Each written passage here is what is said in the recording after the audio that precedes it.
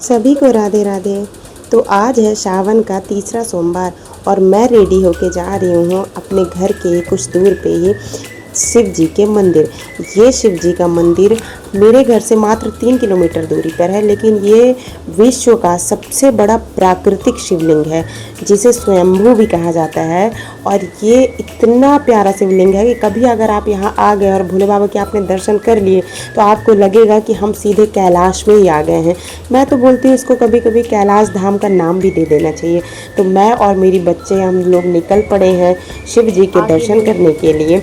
ये शिवलिंग जो है ये है छत्तीसगढ़ के गरियाबंद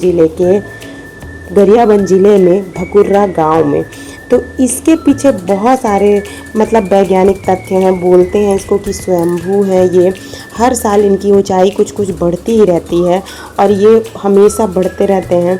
तो यहाँ भकुर्रा गांव में इसका नाम भकुर्रा भी इन्हीं शिवजी के कारण ही पड़ा होगा। पहले के कुछ लोग यहाँ बोलते थे कि यहाँ चारों तरफ कुछ आवाज़ें आती थी, जैसे बैल की, गाय की, कुत्तों की, कुछ भी ऐसे करके। तो इसीलिए यहाँ पे नाम इसका पड़ गया भकुर्रा। तो ये है मेरे घर से 3 किलोमीटर दूरी पर और हम लोग जा रहे हैं आज इन्हीं के दर्शन करने के लिए। लेकिन यहाँ की भीड़ देख के तो मैं तो डर गई हूँ। मुझे लग रहा है कि आज हमको दर्शन करने में बड़ी परेशानी होने वाली है। बाप रे, इतनी सारी गाड़ियाँ, इतनी सारी, पूरा पार्किंग फुल चल रहा है।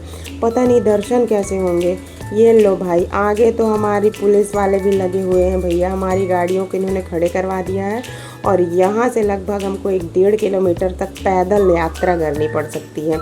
तो भोले बाबा के दर्शन तो समझ में आ गया आसान नहीं है, थोड़ी मेहनत तो सबको ही करनी पड़ेगी। तो चलो कोई बात नहीं, हर हर महादेव का नाम लेते हुए हम चल पड़े हैं पैदल भोले बाबा के दर्शन के लिए। तो चारों तरफ मैंने देखा इतने प्यारे खेत खलिहान, हरियाली थी और साथ में बहुत सारे लोग पैदल चल रहे थे। छोटे बच्चे भी थे, बड़े बूढ़े भी थे। तो हम लोग पैदल चलते चलते, घूमते घूमते, मज़ा लेते चल दिए थे। बीच में हमने देखा रास्ते में दुकानें भी बहुत सारे स्टॉल लगे हुए थे, तो उनको भी देख रहे थे कि लौट के दर्शन करके आएंगे तो हम लोग देखते हैं कुछ अच्छी चीज़ें अगर दिखेंगी तो हम लोग ले लेंगे। वहाँ पे चुक्कू चल रही है आगे आगे और मेरे बच्चे भी थोड़ा सा थक गए थे, लेकिन कोई बात नहीं, भोले बाबा ने इतनी शक्ति दे रखी है कि हम आसानी से जा सकते हैं। तो जय भोलेनाथ। आज सोमवार का दिन है और हम सब आपके दर्शन करके ही जाएंगे। तो अब आगे जा रही हूँ, मैं आपको दिखाती हूँ। यहाँ पे चारों तरफ सब कुछ सामान के छोटे छोटे स्टॉल लगाए गए हैं। ये यहाँ के लोकल गांव वाले ही हैं। इस मंदिर के कारण यहाँ के लोगों को भी बहुत सारा रोजगार मिला है।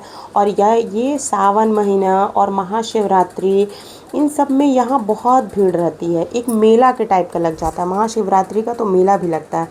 और यहाँ सावन में कांवड़ लेके इतने सारे लोग आते हैं कि सब रविवार को यहाँ पहुँच जाते हैं और सोमवार को सभी जल चढ़ाते हैं।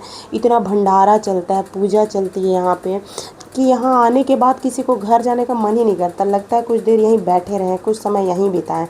तो चारों तरफ इतना क्राउड, भीड़ देख रहे हैं, चारों तरफ बच्चे भी खुश हो रहे हैं। तो अब हम आगे बढ़ते हुए पहुंच गए हैं, लगभग भूतेश्वर नाथ मंदिर के पास ही पहुंच गए हैं। तो यहाँ से मैं आपको आगे जाके थोड़ा सा तो दिखाऊंगी कि मंदिर में शिव जी बाहर से ही दिखते हैं। फिर आगे फाइनल जब मंदिर के अंदर प्रवेश करेंगे तो मैं आपको मंदिर के अंदर भी दिखाऊंगी कैसे पूरे शिव जी दिखते हैं। तो सभी जगह बेलपत्र और ये धतूरा, सारे फूल, बेलपत्ती बाहर ही मिल जाते हैं। तो हम लोग अब आगे जाके देखते हैं, ले लेंगे कहीं से भी, हमको भी लेना है चढ़ाने के लिए। ये देखिए सामने से शिव जी दिख रहे हैं। थोड़ी सी उनकी मतलब ये शिवलिंग जो है ये हमको बाहर, बाउंड्री के बाहर से ही दिख जा रही है। यहाँ भी लोग जब अच्छे से दर्शन अंदर करने के बाद बाहर आते हैं थोड़ी देर के लिए, तो यहाँ दर्शन करते हैं शिव जी के। तो अब हम आगे बढ़ चुके हैं और आगे बढ़ के अब हम जाएंगे मेन गेट के पास से। मेन गेट से जहाँ से एंट्रेंस है और अंदर मंदिर के लिए रास्ता है, तो वहाँ से जाके हम देखते हैं कैसा है। ये है सामने शिव जी का मेन गेट। ओम नमः शिवाय, हर हर महादेव। और हम पहुंच गए हैं भूतेश्वर नाथ मंदिर। तो यहाँ से सबसे पहले मैं प्रणाम करके अंदर जाती हूँ और आपको भी दिखाती हूँ कि यहाँ का कैसा एंट्रेंस रहता है, कहाँ पे सब कुछ सामान भी मिल जाएगा आपको। तो सामने दुकानें लगी हुई हैं और ये बगल में मैं जाके सबसे पहले नारियल और प्रसाद बनवा लेती हूँ, जिसमें मैंने बेल पत्र धतूरा सब कुछ डलवा लिया था। मैं पहले भी आ चुकी हूँ, सावन के सभी सोमवार में लगभग मैं पहुँच ही जाती हूँ।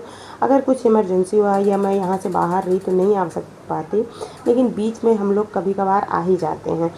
तो इसके बाद हम लोग देखते हैं अगर में यहाँ बच्चे लोग खिलौने के लिए अभी से पसंद करना शुरू कर दिए, मम्मा ये दिला दो ये दिला दो।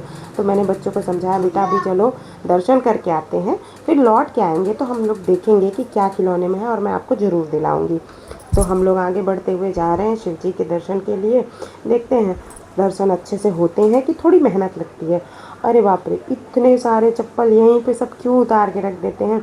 इसके लिए हम कुछ ना कुछ तो यहाँ के जो ट्रस्ट में जो बहुत सारे लोग यहाँ पे लगे हुए हैं उनको करना चाहिए, कहीं पे साइड में गया के एक जगह बनाना चाहिए जहाँ पे सभी लोग लगा सकें। बीच रास्ते में ही सब लगा दिए हैं। कोई बात नहीं, हम तो दर्शन करने आए, पहले हम प्रणाम करते हैं। और मैंने घंटा बजाया भगवान जी के लिए कि भोले बाबा हम आए हैं आपके दरबार में। और ये आज है नाग पंचमी।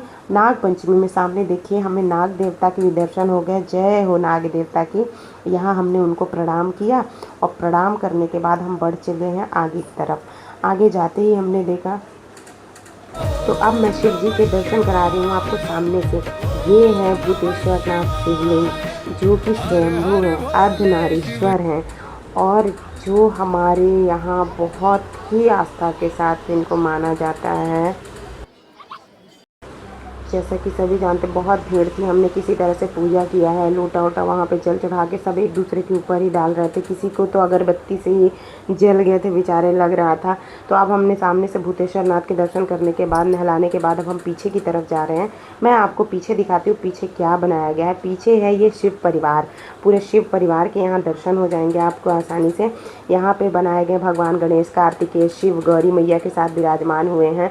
और मैं उनको सबसे पहले प्रणाम करती हूँ। हे ईश्वर, सावन के सोमवार में मैंने आपका व्रत किया है, मेरी पूजा सफल करिए और हम सब का कल्याण करिए, हम पर अपनी कृपा सदैव बनाए रखिए प्रभु। जय हो भोलेनाथ। तो अब मैं प्रणाम करके जाती हूँ पीछे। पीछे मैं आपको और दिखाऊंगी कि यहाँ पे एक नाग देवता का भी बहुत ही मतलब लंबे एक मूर्ति बनाई गई है नाग देवता की। यहाँ भी पूजा करने के लिए बहुत सारे लोग आते हैं और इनकी भी पूजा करते हैं। शिव जी के तो ऐसे ही परम भक्त जानते हैं कि गले में उनके जो नाग रहता है। तो आज नाग पंचमी के दिन है, तो हम भी यहाँ बंदर महाराज उन्हीं के मतलब शिव जी के ऊपर कान्हा जी को तो बैठे देखा था, बजरंगबली जी भी बैठने लगे भाई मतलब नाग देवता के ऊपर। और ये पीछे मेरे बांदरू महाराज हैं, इनसे थोड़ा बच के रहना चाहिए। मैंने इनको कुछ केला वाला दे दिया खाने के लिए, लेकिन ये बहुत बदमाश होते हैं, यहाँ आपका मोबाइल भी चुरा सकते हैं। मैंने सोचा इनके साथ एक छोटी सी रील बना लूँ, लेकिन इनको पसंद ही नहीं आया और ये मेरे पीछे दौड़ेंगे, तो मैं डर के भागी। उसके बाद हम आसपास जो और भी वहाँ जाएंगे तो छोटे छोटे कुछ मंदिर हैं, जैसे ये राम जी का मंदिर है। और अगर आप यहाँ कभी भंडारा पूजा करवाना चाहते हैं खाने पीने का, या अपने बच्चों का बर्थडे सेलिब्रेशन कुछ भी, तो यहाँ चारों तरफ देखिए रसोई भोजनालय बनाए गए हैं।